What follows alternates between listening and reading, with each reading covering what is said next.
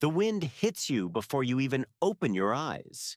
It comes through the rock, through the animal skins piled on top of you, through the hollow of your chest. It is not cold the way a winter morning feels cold today.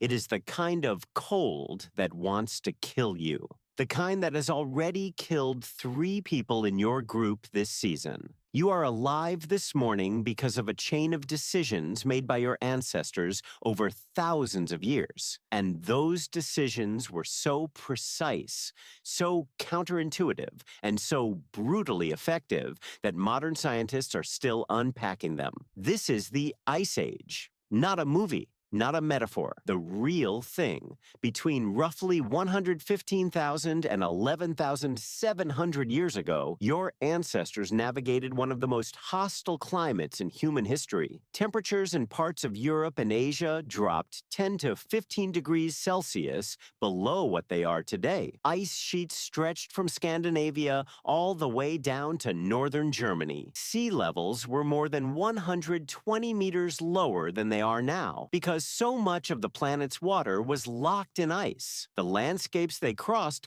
looked nothing like anything alive today. And yet, not only did they survive, they built art, they developed language, they planned ahead across seasons and years, they spread across every continent except Antarctica. So how exactly did they do it? The first thing to understand is what they were working with. Your Ice Age ancestors were anatomically modern Homo sapiens. Their brains were the same size as yours. Their problem-solving capacity was the same as yours. What they lacked was not intelligence. What they lacked was accumulated technology. Every tool, every technique, every strategy had to be invented, tested, and remembered, and they rose to that challenge in ways that still feel almost impossible. Start with warmth. This is the most immediate survival problem. In a world where the temperature at night can kill an unprotected human in under 2 hours, fire is not a luxury. It is the margin between existence and extinction. The evidence for Ice Age fire use is everywhere. Hearths have been found at sites like Dolní Věstonice in the Czech Republic, dating back over 25,000 years. Not simple fire pits. Organized hearths with clear zones for heat, for light, and for cooking. Archaeologists have found evidence of structured shelters built around those hearths, where the fire was the center of the living space in every sense of the word. But fire alone was not enough. Ice Age humans also developed one of the most sophisticated textile traditions in all of prehistory. Researcher Olga Soffer, working with colleagues at the University of Illinois, analyzed clay figurines found at Pavlovian sites in Central Europe, specifically the figurines sometimes called Venus figurines. And what they found embedded in the clay surprised the scientific community. Imprints.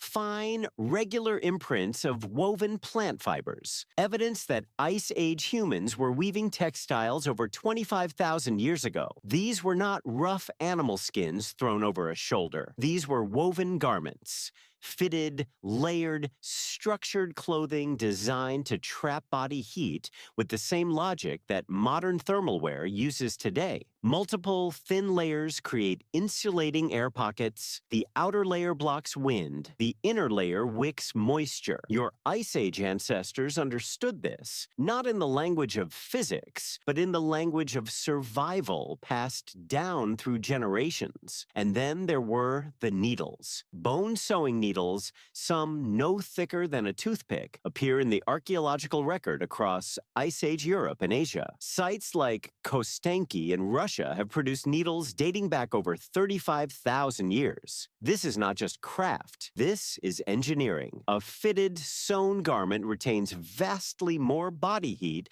than a loosely draped skin. The ability to sew meant the ability to close off gaps at the wrists, the neck, the ankles, the places where cold air enters and heat escapes. So they had fire, they had layered textiles, they had sewn clothing. Now the question is shelter. The Ice Age landscape at its peak was largely treeless across wide stretches of Europe and Central Asia. What replaced the forest was called the Mammoth Steppe, a vast, cold, windswept grassland populated by woolly mammoths, woolly rhinoceroses, cave lions, and reindeer. With no trees for timber, your ancestors had to build with what they had, and what they had was bone. At sites like Mezherych in Ukraine, archaeologists have excavated structures made from mammoth bones, massive interlocking skulls, jaw bones, tusks, and femurs arranged to form circular hut foundations. Some of these structures show evidence of up to 385 separate mammoth bones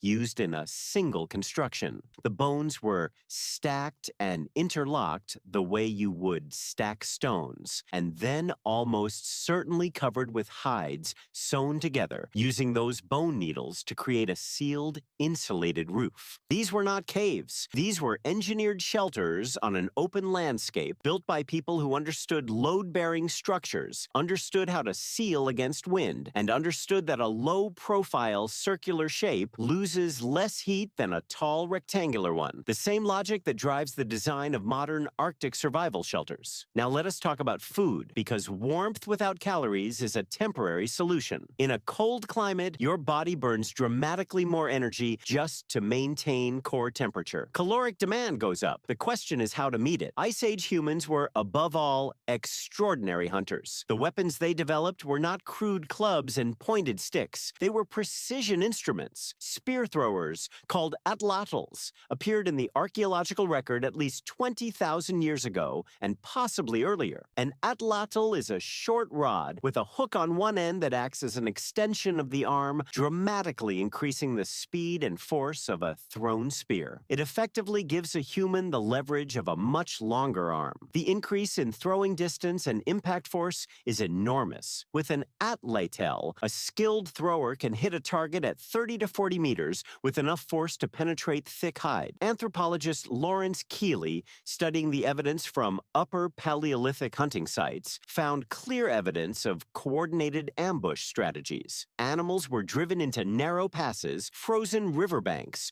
or deep snow where mobility was reduced and hunters could approach safely. This was not opportunistic scavenging. This was planned, strategic hunting that required communication, coordination, and memory of landscape patterns across seasons and years. They also knew which animals to target and when. Reindeer, for example, were a staple prey across much of Ice Age Europe. They migrated in massive herds along predictable routes at predictable times of year. Ice Age humans mapped those routes. They positioned themselves at natural crossing points, river fords, mountain passes, narrow valleys, and waited. Researcher Olga Soffer and others have documented kill sites where thousands of reindeer bones appear together, evidence of mass kill events that produced enormous surpluses of meat, fat, and hide in a single coordinated effort. The fat was as important as the meat. In an extreme cold environment, fat is the single most calorie-dense food available. Your body runs on fat in the cold. It is fuel and insulation simultaneously. Ice Age hunters understood this. They targeted the organs,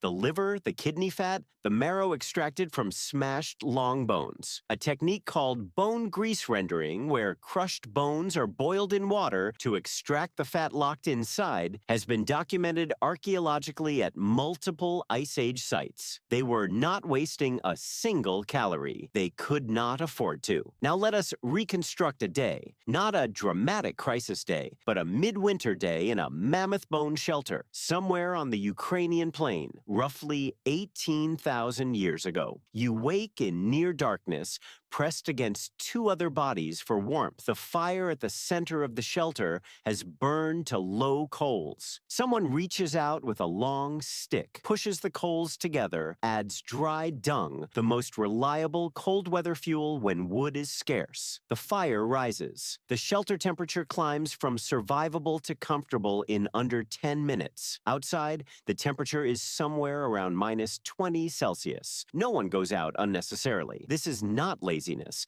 This is thermodynamic intelligence. Exposure burns calories you cannot replace. The morning work is indoor work, scraping hides with flint tools, stitching, maintaining tools. Someone works a bone into a new needle. A child watches, learning the sequence of cuts, the angle of pressure, the sound the bone makes when it is close to splitting. There is no school. The lesson is the work itself. By midday, a small hunting party moves out, not toward the mammoth. In the depths of winter, mammoth hunting is a warm season strategy. Today, the target is smaller, ptarmigan, Arctic hares, animals that can be taken without burning too many calories in the effort. The ratio of energy expended to energy gained is calculated instinctively, built into centuries of cultural memory. They return before the light fails. In the Ice Age, darkness on the open steppe is not just inconvenient, it is dangerous. Cave lions and cave hyenas are active at night. The evening is the social core of the day. Food is cooked and shared. Stories are told. And this, as researcher Polly Weissner documented in her landmark 2014 study of the Juhuansi San people, who maintain lifestyles with deep structural similarities to hunter-gatherer societies, is when planning happens. Nighttime firelight conversation is the medium for long-range coordination. Who hunts where tomorrow? Which passed the reindeer cross in the spring?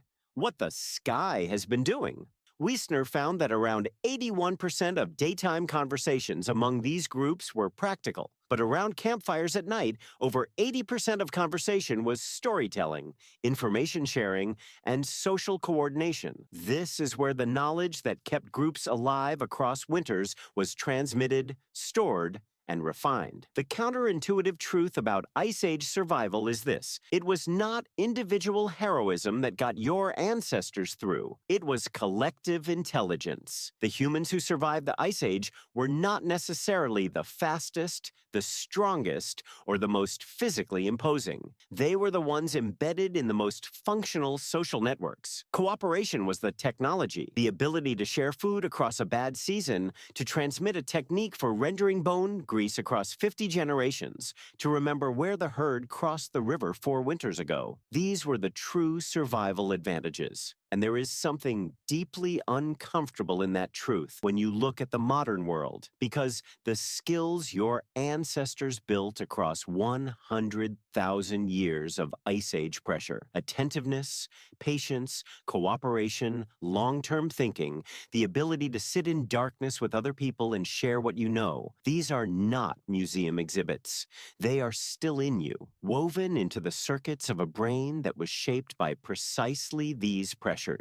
The cold that tried to kill your ancestors also made them sharper. And on the worst mornings of your own life, when something enormous and indifferent presses in through the walls of wherever you are, remember that your body has done this before, thousands of times, across ice sheets and mammoth steppes and winters that lasted for decades. You wake in the cold, someone builds the fire, and you survive another day. That is the oldest story your species knows how to tell.